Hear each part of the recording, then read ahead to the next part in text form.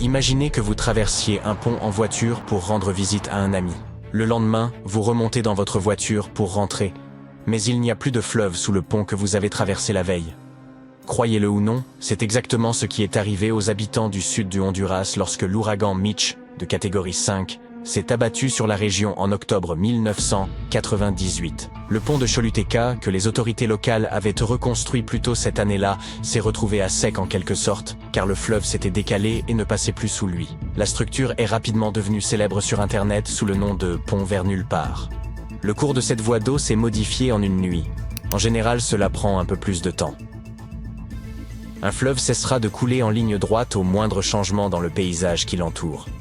Même une chose aussi minuscule qu'une souris peut affaiblir les berges d'un fleuve. Imaginez qu'une famille de souris décide de s'installer quelque part au bord du fleuve et creuse un trou confortable.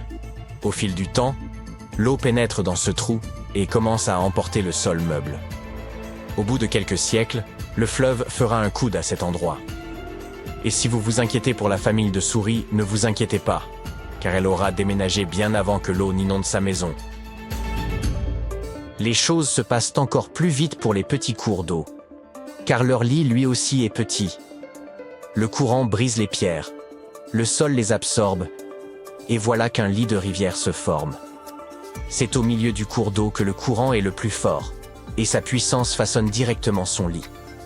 L'eau qui coule dans les rivières et les fleuves est chargée de terre et d'autres particules. Toutes ces matières vont de la source à l'embouchure, puis se jettent dans les océans. Dans certains cas, ces particules peuvent aussi s'accumuler. Et ainsi, de nouvelles plages, parmi lesquelles probablement votre plage préférée, voient le jour. De l'autre côté du cours d'eau, le courant est beaucoup plus rapide et vient se heurter à la rive voisine. Alors, le processus d'érosion recommence. L'érosion fluviale se produit lorsque l'eau qui coule emporte le sol. Et je dois vous dire que les choses vont très vite dans ce cas. L'eau est si puissante qu'elle peut même creuser dans la roche et créer des gorges. Si les berges d'une rivière sont constituées de matériaux meubles, comme l'humus, c'est-à-dire la terre dans laquelle poussent les fleurs, il est plus facile pour l'eau en mouvement de les éroder. Dans les plaines, les fleuves sont souvent larges et lents, car le sol qui les entoure offre peu de résistance. Vous n'avez donc pas à craindre que les vagues fassent basculer votre bateau sur un fleuve de plaine. Dans les montagnes, les cours d'eau emportent rapidement tout ce qui se trouve sur leur passage, révélant ainsi le substratum rocheux. Les cours d'eau de montagne sont donc généralement figés dans la pierre. Cette roche de fond ne bouge pas d'un pouce.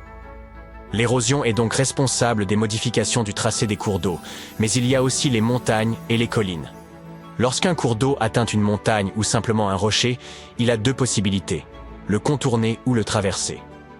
En plaine, les fleuves n'ont pas d'obstacle naturel et choisissent donc un chemin sinueux. Tous ces tours et détours augmentent la longueur du fleuve, de la source à l'embouchure. Le puissant fleuve Mississippi, aux États-Unis, en est un exemple. Il présente de nombreux virages et courbes que l'on appelle des méandres.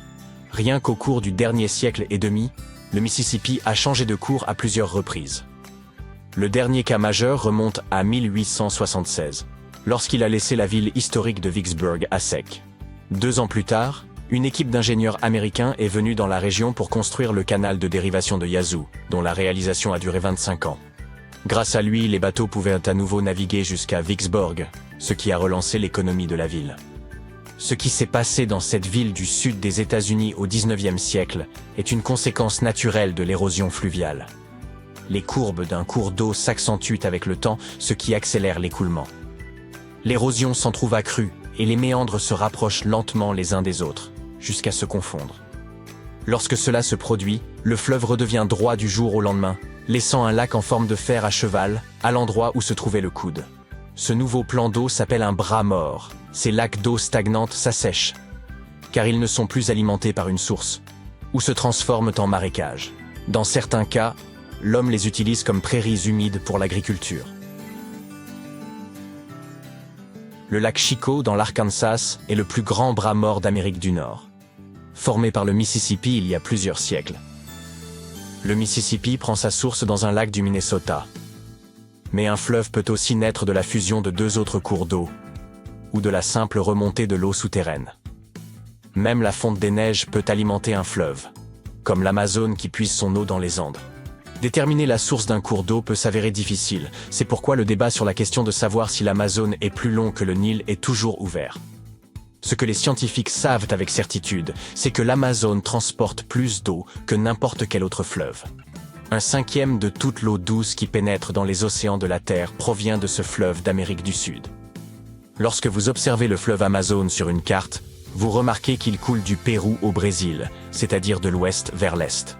Cette direction peut sembler étrange si on la compare à celle du Mississippi, qui coule vers le sud sur la carte. C'est déroutant parce que vous savez probablement que les fleuves coulent vers le bas, sous l'effet de la gravité, mais le bas n'est pas forcément synonyme de sud. L'eau qui coule essaie de trouver le chemin le plus facile, il n'y a donc pas de règle en termes de direction cardinale. Le Nil en est le meilleur exemple puisqu'il coule vers le nord, dans la mer Méditerranée. Le nord de l'Égypte, où se trouvent toutes les pyramides, se trouve sur un terrain plus bas que le Soudan. C'est là que le Nil se forme, à la rencontre du Nil bleu et du Nil blanc.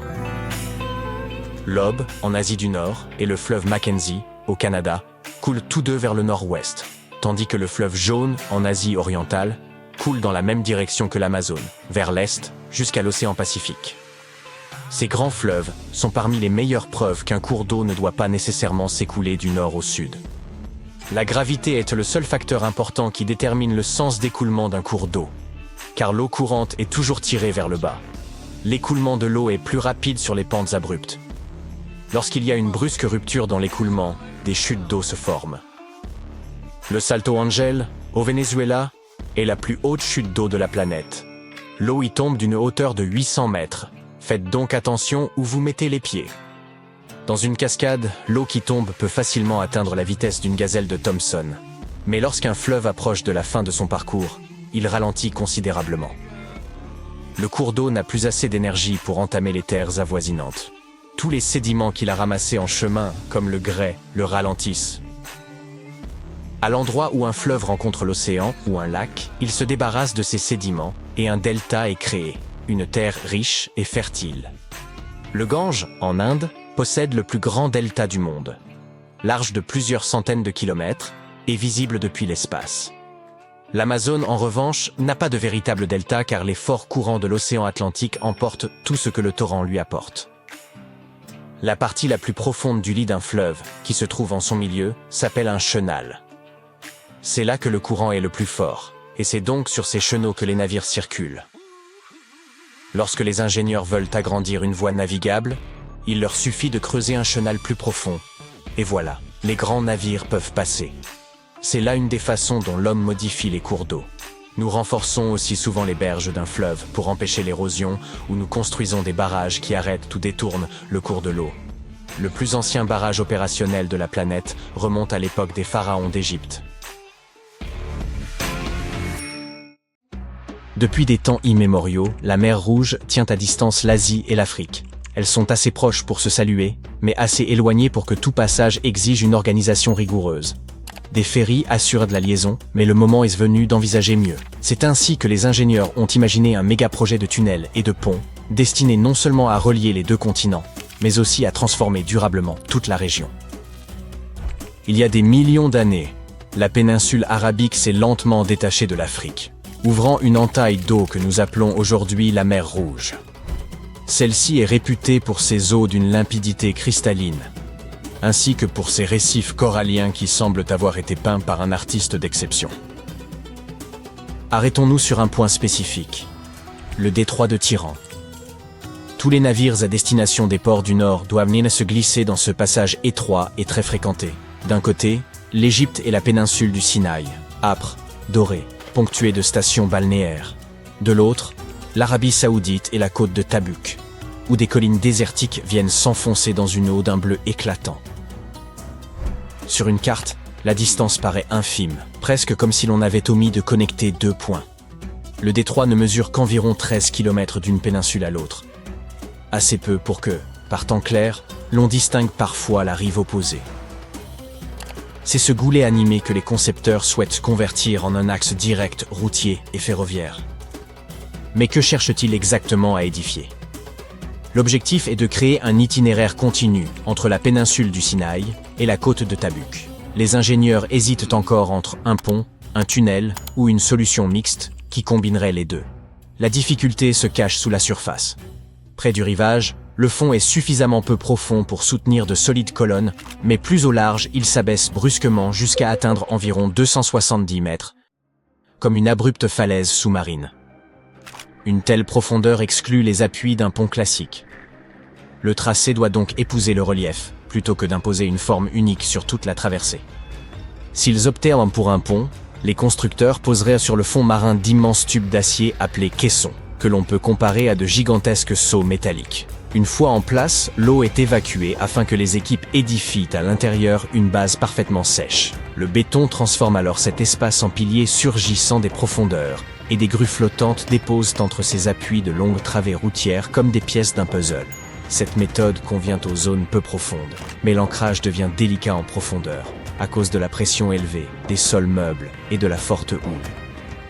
Les tunnels contournent cette difficulté en passant sous l'obstacle. Les équipes peuvent y envoyer des tunneliers, surnommés des vers, ou fabriquer à terre de vastes segments, de la taille d'un sous-marin, avant de les immerger à leur emplacement. C'est le procédé employé pour la liaison géante Hong Kong-Zhuhai-Macao, qui démontre son efficacité même dans des eaux profondes et fréquentées.